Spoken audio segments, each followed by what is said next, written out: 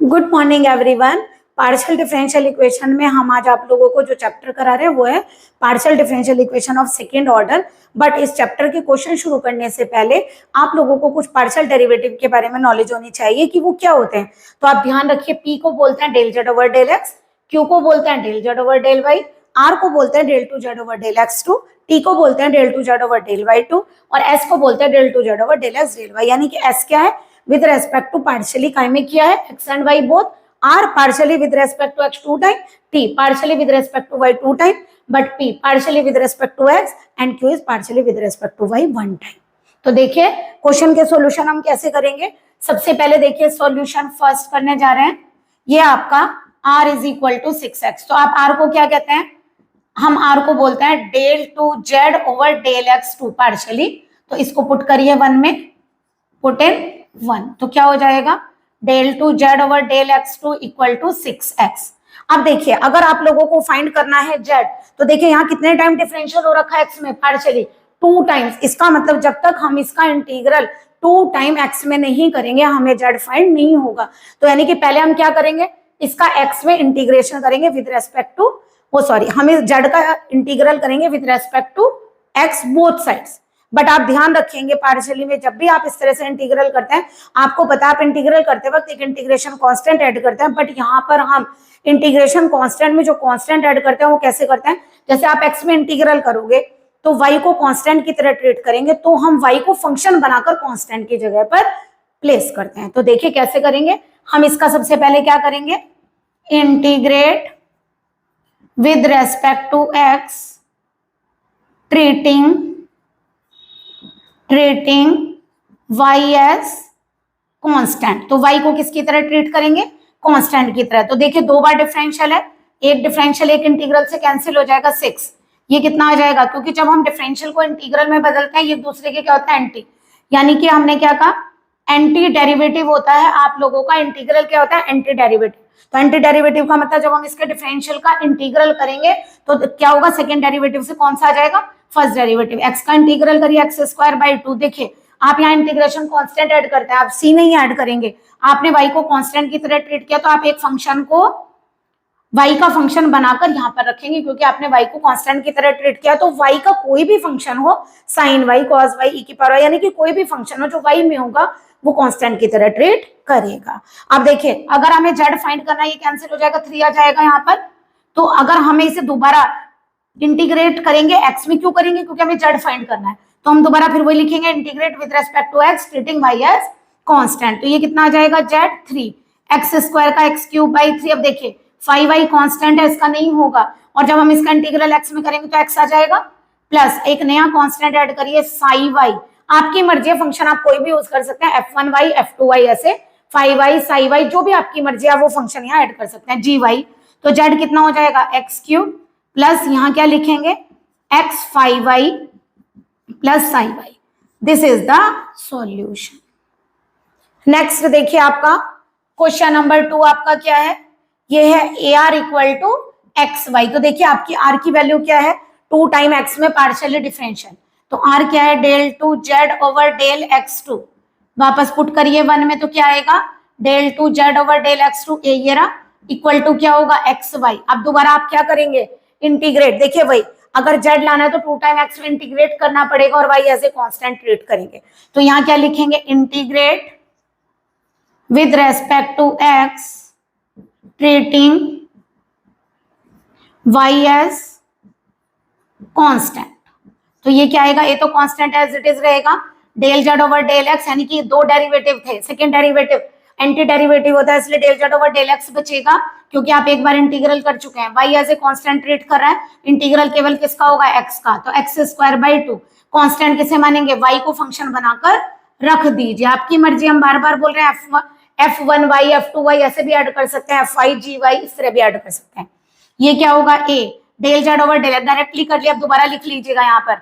अब Z find करने के लिए फिर दोबारा डिफरेंशियल एक्स में, तो इंटीग्रल टाइम में करेंगे एक्स में, तो देखिए क्या लिखेंगे integrate with respect to x treating Y as constant. तो ये कितना आ जाएगा ए जेड इक्वल टू, अब वाई दोबारा कांस्टेंट का काम करेगा, तो आप एक काम करिए वाई बाई 2 हटाइए, यानी कि कांस्टेंट की तरह ट्रीट करवाइए, एक्स स्क्वायर का करिए x cube by 3 5y as a constant treat करेगा, जब x में इंटीग्रल करेंगे तो dx का क्या होगा x प्लस एक नया कांस्टेंट y में ही मानेंगे क्योंकि दोबारा y as a constant treat कर रहा है, तो यानी कि a z इक्वल टू कितना आ गया x cube y by 6 plus x 5y plus psi y। This is the solution. Next देखिए solution number third. Solution third कैसे करेंगे, आपको क्या दिया हुआ है s0। देखिए s को क्या माना है आपने, पार्शियली 2 टाइम्स है बट 1 टाइम x में और 1 टाइम y में। अब एक बात सुनिए, एक बार x में और एक बार y में, जब आप x में करेंगे तो y as a constant treat करेगा और जब आप y में करेंगे तो x as a constant treat करेगा। तो यहाँ क्या लिखेंगे, integrate with respect to x treating y as constant. y किसकी तरह काम करेगा, कांस्टेंट की तरह। तो देखिए del Z over del x हट जाएगा, क्या आएगा केवल del Z over del y, क्योंकि हमने x में इंटीग्रल कर दिया। अब देखिए कांस्टेंट है, 0 का इंटीग्रल 0 ही होता है, बट इंटीग्रेशन कांस्टेंट ऐड करेंगे, क्या ऐड करेंगे y, तो y का मतलब 5y ऐड कर लेते हैं। अब देखिए क्या बना हमारा del Z over del Y, यानी कि अब काय में इंटीग्रल करेंगे y में z को लाने के लिए, तो क्या लिखेंगे आप, integrate with respect to y treating x as constant। तो x को कांस्टेंट की तरह ट्रीट कराइए, तो देखिए क्या होगा, del Z over del y का z हो जाएगा। अब देखिए अब 5y का भी इंटीग्रल होगा क्योंकि आप y में कर रहे हैं, और जो कांस्टेंट ऐड करेंगे, आपने x कांस्टेंट लिया है तो यानी कि फंक्शन बनाकर x को लीजिए, जैसे साई x ले लेते हैं, तो z क्या आ जाएगा। अब देखिए 5y dy है तो y का ही फंक्शन ना, तो इंटीग्रेट तो होगा 100%, जैसे sine y dy, cos y dy, e की पावर y dy, कुछ भी हो सकता है। तो हमने मान लिया इंटीग्रल करके कुछ भी मान लो fy आ जाएगा।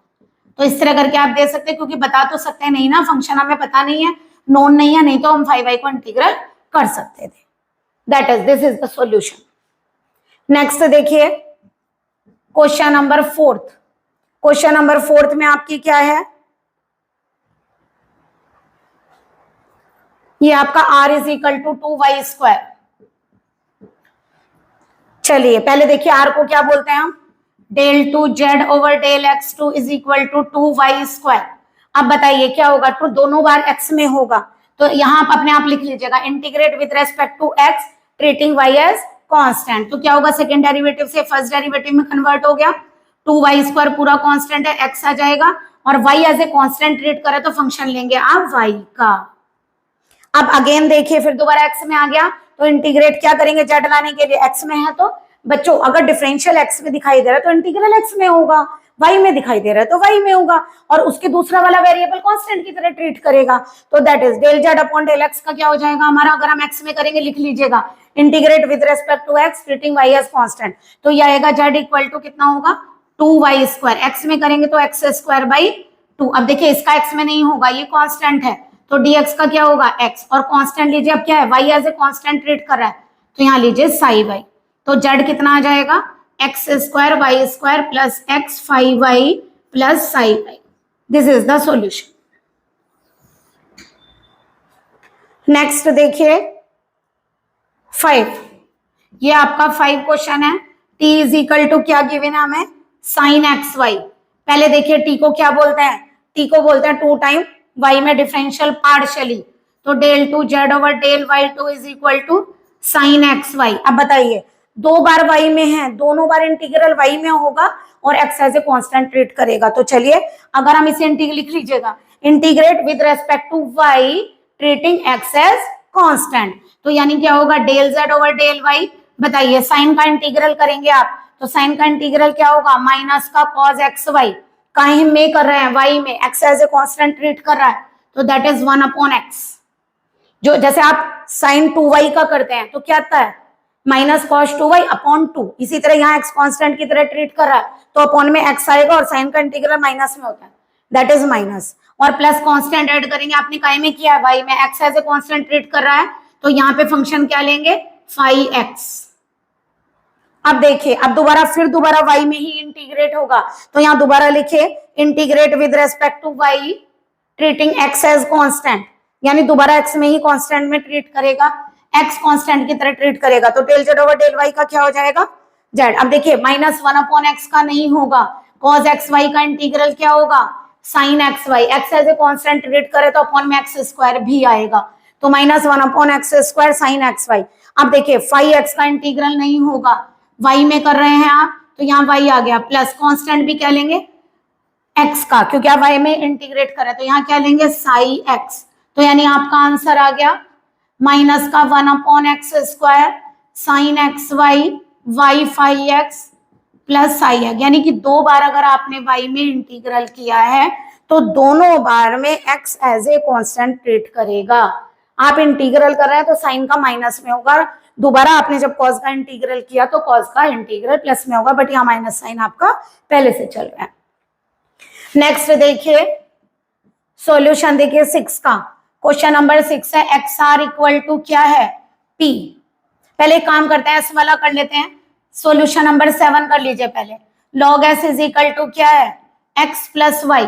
तो देखिए log को रिमूव करोगे तो क्या होगा, एक्सपोनेंशियल लेंगे दोनों तरफ, तो e की पावर x प्लस वाई। अगर चाहें तो आप इसे सेपरेट कर सकते हैं, y को s को क्या बोलते हैं आप लोग, देखिए del two Z over del x del y equal to e की पावर x इंटू ई की पावर y। अब देखिए जेड काय में है, x में और y में दोनों में, जब आप x में इंटीग्रेट करेंगे तो y as a constant treat करेगा, कांस्टेंट y लेंगे, और जब y में करेंगे तो x as a constant treat करेगा। तो अगर हम यहाँ लिखिएगा, मान लीजिए हम काय में कर रहे हैं, integrate with respect to x treating y as constant. चलिए तो यहाँ क्या बचेगा, del Z over del x का del Z over del y रह जाएगा, सेकंड डेरिवेटिव से फर्स्ट पर कन्वर्ट हो गया, y को कांस्टेंट माना है, e की पावर y को एज इट इज रखे, इंटीग्रल करिए e की पावर x का e की पावर x, और प्लस आप लोग जो कांस्टेंट मानते हैं उसे क्या करेंगे, y कांस्टेंट है फंक्शन के रूप में लिख दीजिए। अब दोबारा अब बताइए काय में करेंगे, integrate with respect to y treating x as constant. तो x को कांस्टेंट लेंगे तो del Z over del y का y में इंटीग्रल करेंगे, y आएगा। आप देखिए y में कर रहे हैं तो x as a constant treat करेगा, e की पावर x को एज इट इज रखिए, e की पावर y का इंटीग्रल e की पावर y 5y पे इंटीग्रल लगाइए, क्योंकि हमें नहीं पता ये फंक्शन क्या है, लेकिन कांस्टेंट कौन सा ऐड करेंगे, x वाला, यानी कि sin x। अब देखिए ये क्या बन जाएगा, पहले आपने कलेक्ट किया था e की पावर x प्लस वाई, फिर वही 5y dy का इंटीग्रल, आप एक काम करिए लिख दीजिए fy, जो भी इंटीग्रल आएगा तो फंक्शन ऑफ y ही ना, तो that is this is the solution, this is the solution.